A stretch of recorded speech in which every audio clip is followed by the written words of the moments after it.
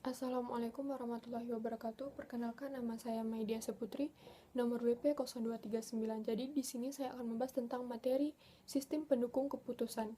Sistem pendukung keputusan adalah bagian dari sistem informasi berbasis komputer, termasuk sistem manajemen pengetahuan berbasis pengetahuan yang digunakan untuk mendukung pengambilan keputusan dalam suatu organisasi atau perusahaan. Dari pengertian tersebut bisa kita ambil karakteristik dari sistem pendukung keputusan antara lain yaitu mendukung proses pengambilan keputusan, adanya interface manusia atau mesin di mana manusia tetap memegang kontrol proses pengambilan keputusan, lalu mendukung pengambilan keputusan untuk membahas masalah terstruktur, memiliki kapasitas dialog untuk memperoleh informasi sesuai dengan kebutuhan, memiliki subsistem yang terintegrasi sedemikian rupa sehingga dapat berfungsi sebagai kesatuan item, membutuhkan struktur data komprehensif yang dapat melayani kebutuhan informasi seluruh tingkatan manajemen.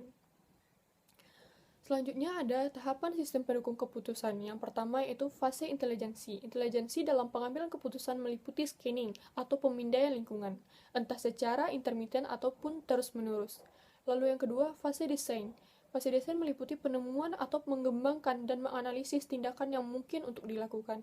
Lalu yang ketiga, fase pilihan. Pilihan merupakan tindakan pengambilan keputusan yang kritis. Fase di mana dibuat suatu keputusan yang nyata dan diambil suatu komitmen untuk mengikuti suatu tindakan tertentu. Lalu yang keempat, fase implementasi. Pada hakikatnya, implementasi suatu solusi yang disusun untuk suatu masalah adalah inisiasi terhadap hal baru atau pengenalan terhadap perubahan. Kemudian, adanya tujuan dari sistem pendukung keputusan. Yang pertama, membantu manajer dalam pengambilan keputusan atas masalah semi-terstruktur.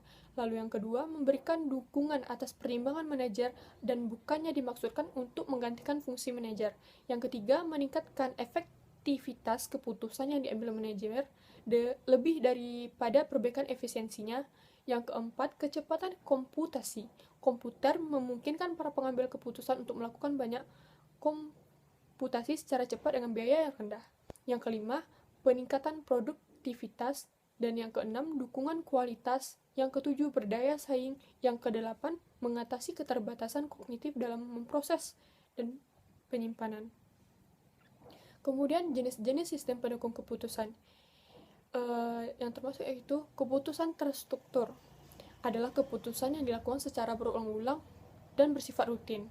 Kemudian, keputusan semi terstruktur adalah keputusan yang mempunyai sifat yakni sebagian keputusan dapat ditangani oleh komputer dan yang lain tetap harus dilakukan oleh pengambil keputusan. Contohnya, pengevaluasian kredit, penjadwalan produksi dan pengendalian sediaan.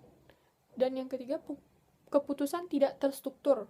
Keputusan yang penanganannya rumit karena tidak terjadi berulang-ulang atau tidak selalu terjadi. Lalu tipe sistem pendukung keputusan. Yang pertama, DSS model pasif adalah model DSS yang hanya mengumpulkan data dan mengorganisirnya dengan efektif. Yang kedua, DSS model aktif sebaliknya memproses data dan secara eksplisit menunjukkan solusi berdasarkan pada data yang diperoleh. Lalu suatu DSS bersifat kooperatif jika data dikumpulkan. Yang keempat, mode driven DSS adalah tipe DSS di mana para pengambil keputusan menggunakan simulasi statistik atau model-model keuangan. Yang kelima, communication driven DSS. 6, data driven DSS. 7, document driven.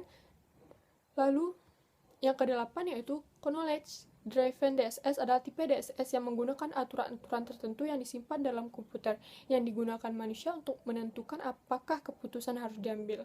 Misalnya, batasan berhenti pada perdagangan bursa adalah suatu model knowledge driven DSS. Baik, terima kasih. Hanya itu yang bisa saya sampaikan tentang materi sistem pendukung keputusan. Assalamualaikum warahmatullahi wabarakatuh.